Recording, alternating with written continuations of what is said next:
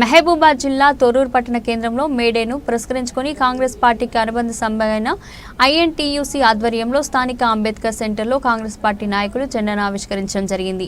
ఈ సందర్భంగా Congress party senior నాయకులు పోనుకోటి సోమేశ్వరరావు, మాజీ సర్పంచ్ కాంగ్రెస్ పార్టీ నాయకుడు ధరావత్ రాజేష్ నాయకులు సంయుక్తంగా మాట్లాడుతూ రాష్ట్ర ముఖ్యమంత్రి రేవంత్ రెడ్డి కార్మికుల సంక్షేమమే ధ్యేయంగా పనిచేస్తున్నారని తెలుపుతూ సంఘటిత అసంఘటిత కార్మికులను ప్రతి సంవత్సరం మేడే రోజున సత్కరించుకోవడం మనకు గర్వకారణమని పేర్కొంటూ కార్మికులు లేని ప్రపంచాన్ని ఊహించలేమని, దేశానికి కార్మికులే వెన్నుదన్నులని అన్నారు। ఈ కార్యక్రమంలో కార్మికులు, కర్షకులు, నాయకులు తదితరులు పాల్గొన్నారు।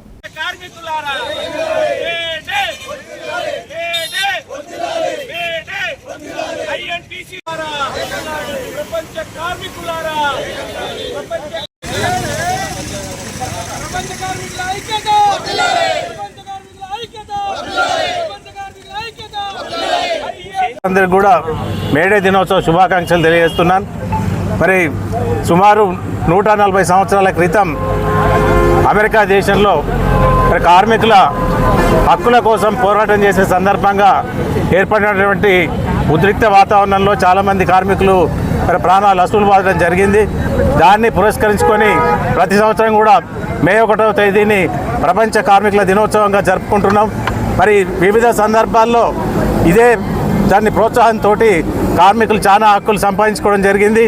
ఉదాహరణకు 8 గంటలు పని గంటలు అనేది దీంతో ప్రారంభమైంది। అదే కాకుండా ప్రపంచవ్యాప్తంగా కూడా వివిధ దేశాలలో కార్మికుల ఐక్యతకు ఇది పునాది అయింది। మరి దీన్ని ఇంకా కొనసాగిస్తూ కార్మికుల మిగిలి ఉన్న హక్కులను కూడా సాధించుకునేందుకు అందరం కూడా కృషి చేయాలని ఈ సందర్భంగా పిలుపునిస్తున్నాం। కార్మిక దినోత్సవ శుభాకాంక్షలు।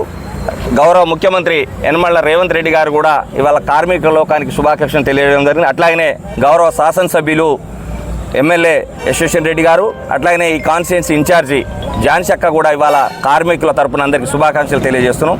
19వ శతాబ్దం 1886లో అమెరికా అనే ప్రాంతంలో చికాగోలో హేమా మార్కెట్ దగ్గర, గ్రీన్ అనే మార్కెట్ దగ్గర కార్మికులు శాంతియుతంగా ఒక నిరసన తెలియజేస్తుంటే ఆ నిరసనలో బాంబు వేయడం వలన 8 మంది చనిపోవడం జరిగింది।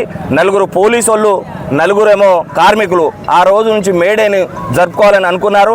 నిజంగా ఇవాళ గౌరవ ముఖ్యమంత్రి గారు గీక్ అనే ఒక సంస్థను ఏర్పాటు చేసి కార్మికుల గురించి ఆయన ముఖ్యమంత్రి అయిన వెంటనే సిపాయి కార్మికుల గురించి 5 లక్షల ఎక్స్గ్రేషియా చెల్లించిన ఘనత ఈ ముఖ్యమంత్రికి దక్కుతుందని కూడా మీకు తెలియజేస్తున్నాం। ఇన్ని సంవత్సరాల నుంచి మేము చేశామని అంటున్నారు, కానీ చేసింది శూన్యం।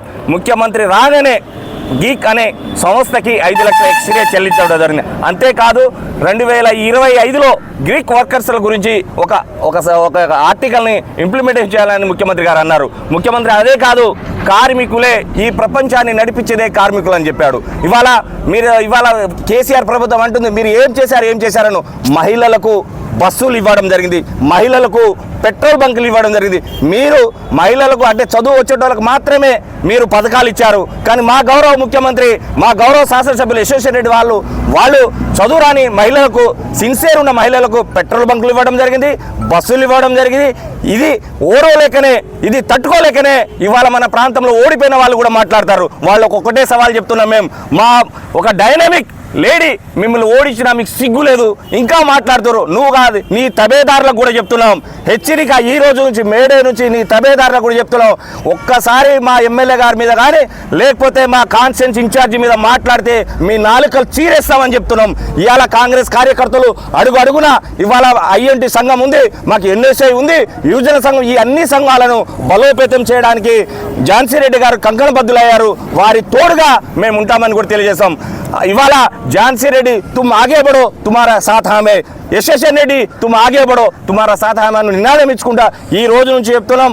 మీ తబేదారులకు, ఇక్కడ ఓడిపోయిన వాళ్ళకు కూడా చెప్తున్నాం, బిడ్డ మీరు మంచిగా మాట్లాడండి, అవి మహిళలే కదా అని చెప్పేసి మీరు తప్పుగా మాట్లాడే ఖబర్దార్ కూడా హెచ్చరిస్తున్నాం।